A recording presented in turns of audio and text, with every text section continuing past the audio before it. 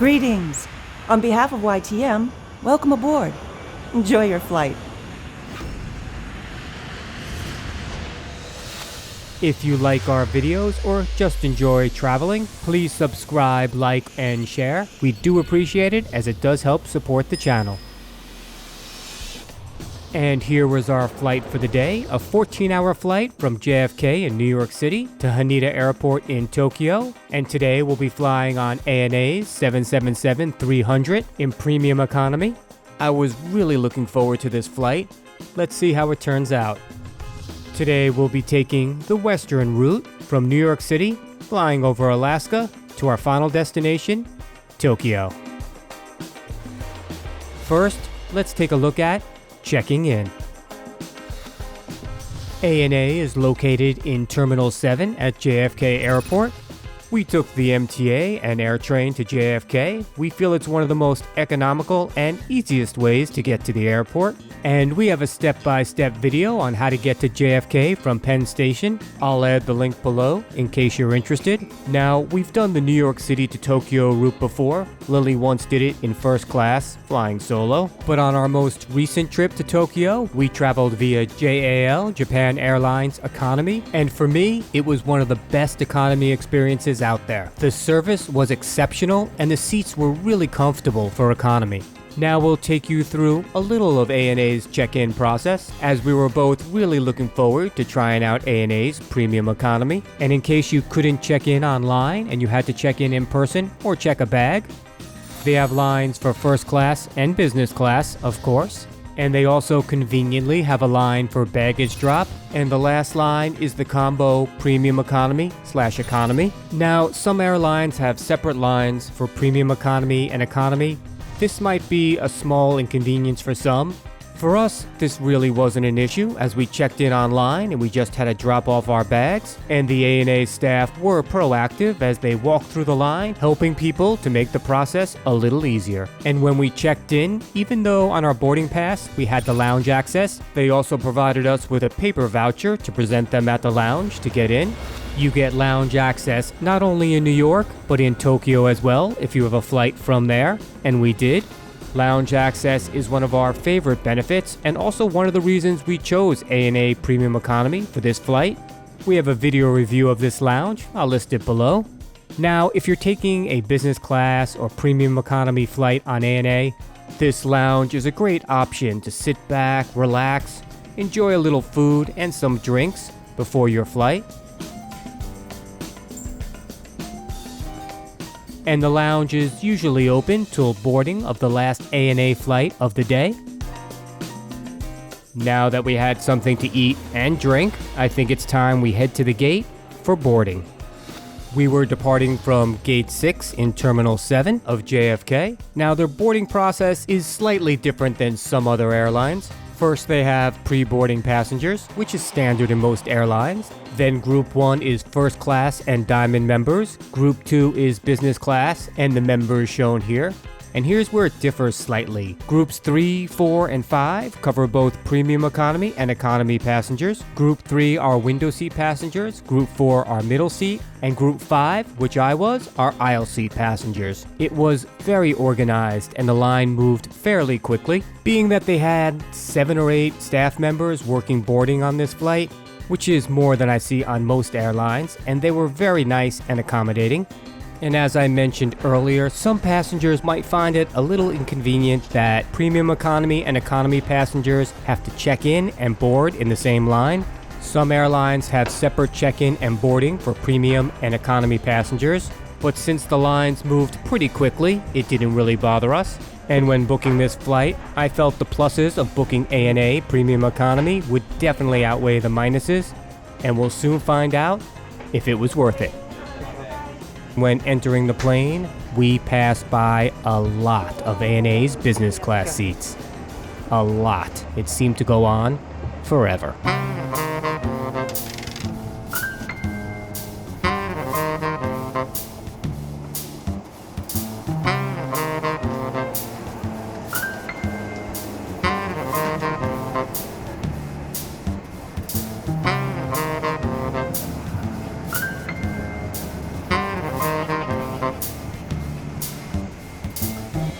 And we finally arrived to where we'll be spending the next 14 hours or so.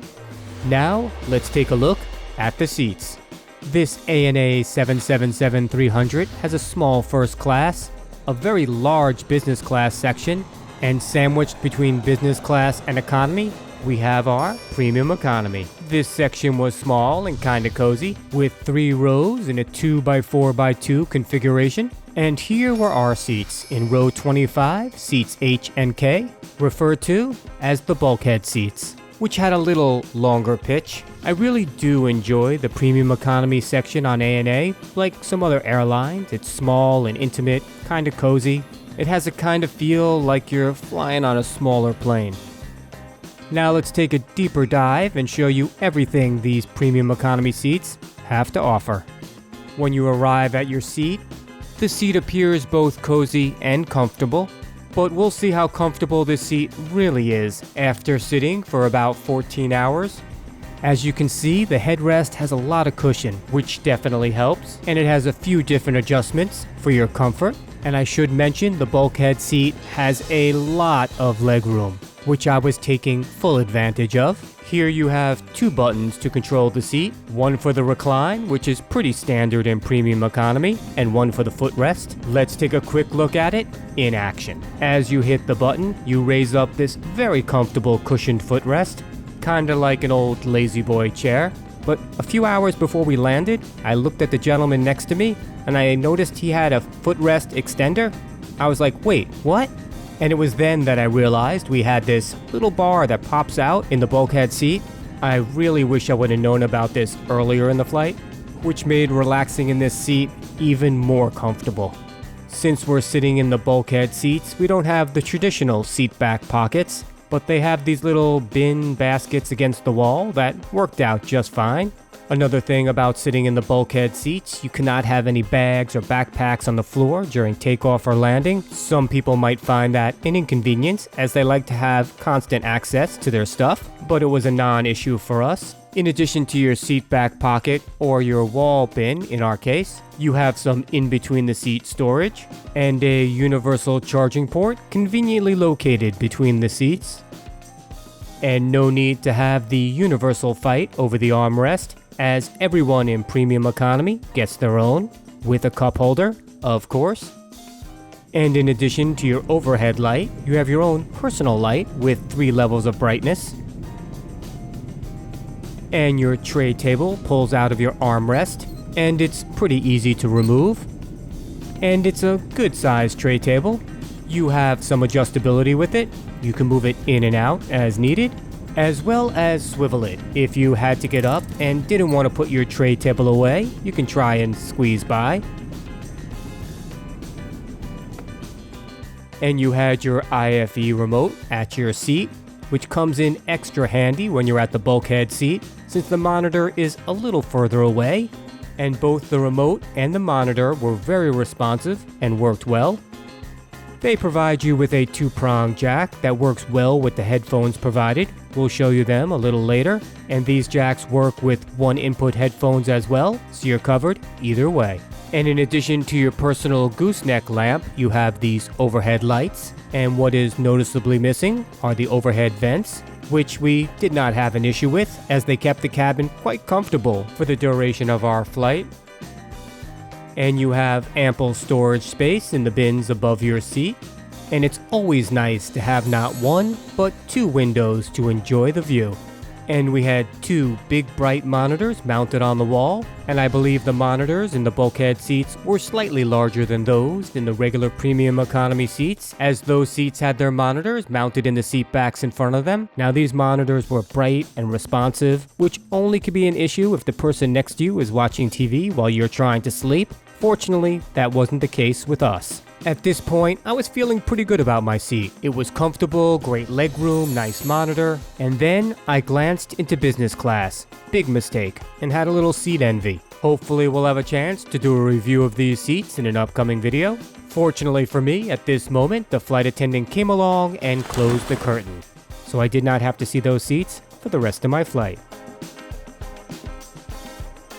Now let's take a closer look at ANA's 777-300's IFE system. Like we had just mentioned, the monitors were very bright and responsive, and you also had the ability to pair your own device if you wanted, which makes life a little more convenient. Now this IFE system had the standard categories on the home screen. Under entertainment, you had your movies, live TV, books, audio, and news, and they really did have a solid selection of movies. And you'd be hard-pressed not to find something to satisfy your viewing pleasure during this flight. In between eating, drinking, and sleeping, I covered about 2.5 movies during the flight. And we're gonna skip over the shopping section and go directly to my flight. And since I'm a little bit of a flight geek, I like to check out this section throughout my flight. And they really did have a lot of information here. I enjoy watching the spinning globe just to see where I am in the world. And fortunately, this 777-300 was equipped with flight cameras that always seemed to keep me entertained throughout my journey. Next, let's take a look at ANA's onboard Wi-Fi. Although I did not use the onboard Wi-Fi for this trip, I'll show you the step-by-step process on how to sign in, select your plan, and pay if needed.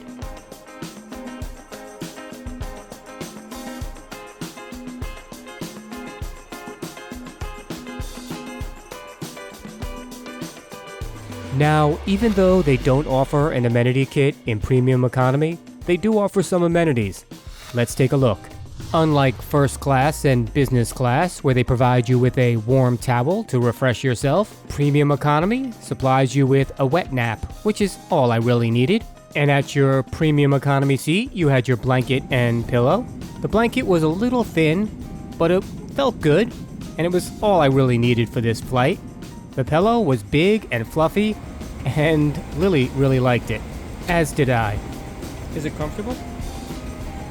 And now let's take a look what's in the basket, or in the seat back pocket in front of you, depending which seat you have. First off, we have a pair of slippers, and yes, one size fits all. Next up, we have our complimentary headphones, ANA style, and what they refer to as a waterproof disposable bag. I like that. And lastly, the ANA 777-300 safety guide. The slippers came with this little bag, I believe, to put them back in when you're not using them, I think. Now, I wouldn't go out and buy a pair of these slippers, but they were pretty comfortable, and I used them for the entire flight. They even provided you with this nice little ANA inscribed shoehorn. Now let's look at the ANA headphones they provide you. While not quite the quality of the Bose that I travel with as my standard gear, I did use these for the entire flight, and the sound quality was pretty good. As I mentioned, even though they don't have an amenities kit in premium economy, they did walk around with a tray of amenities just in case you needed something like an eye mask or a toothbrush, and it was kinda nice to have these options. Now let's take a look at ANA's food and drink selections for this flight. About an hour into our flight, they came around with these menus with your main dish options, as well as a rundown of the food that will be served on this flight. The food we received varied slightly from this list and in a different order, but for the most part the same. First off, we had to choose our main dish. We both chose option A. It did look good. Along with our meal, they provided us with some chopsticks, some nice silverware, some noodle sauce, wasabi, and seaweed. Now let's take a look at our meal, which I believe is the same meal they served in economy class. A few passengers might be a little disappointed, as some other airlines do offer a higher quality of food in their premium economy, but I think we should judge for ourselves. I think my main dish, the shrimp tempura with rice and vegetables, was really good. The udon noodles were quite tasty. The fruit was okay. And that ham, egg, tomato dish wasn't really my thing. But one of the nice things about being in premium economy, you get some premium alcohol. I had a nice sake in a plastic cup to go along with my dinner. I think our main dish course was better than most economy dishes, but not quite up to par with business class. And Lily had a nice white wine to pair with her dinner, which she did like. After dinner, we were served this sweet biscuit. It was small, but tasty. Now that we had some dinner and a few drinks, I think it's time we take a look at the bathrooms. The premium economy passengers shared the bathrooms with the economy passengers, and I have to say, this is one of the largest economy class bathrooms I've seen. It's even bigger than some of the business class bathrooms I've frequented. You'll notice that in some of our other videos. And the bathroom was pretty well stocked and fairly clean, considering it hosted a lot of passengers and the flight was full. I really just wasn't used to so much room in an economy class bathroom, but I think I can get used to this. As I left the bathroom, I noticed they dimmed the lights. I guess it was time to try to get a little sleep. And I don't sleep well on planes, but I tried. I closed my eyes, and next thing I noticed, it was 4.5 hours later. I think my personal best sleep in premium economy. I woke up to a cheese Danish and a little green tea. They came around throughout the flight, offering drinks including green tea. Now, I thought the Danish was decent, although I didn't finish it. And Lily's not a big fan of cold Danishes, so it was a no-go for her, but she did really enjoy the next meal, which was served about 2 hours later. Some mushroom noodle soup. She said it really hit the spot, especially paired with a Sapporo. And a few hours before landing, we were served this thank you lunchbox with a sandwich, grandma's cookies, and a banana. I liked the cookies and the banana. The sandwich really wasn't my thing. Fortunately for me, they carry some extra snacks in the kitchen in case you're hungry during the flight. A little under 14 hours of flight time, and we're arriving a little early. Now it's time to prepare for landing at Haneda Airport, Tokyo, while I show you some glamour shots of sunrise in Tokyo.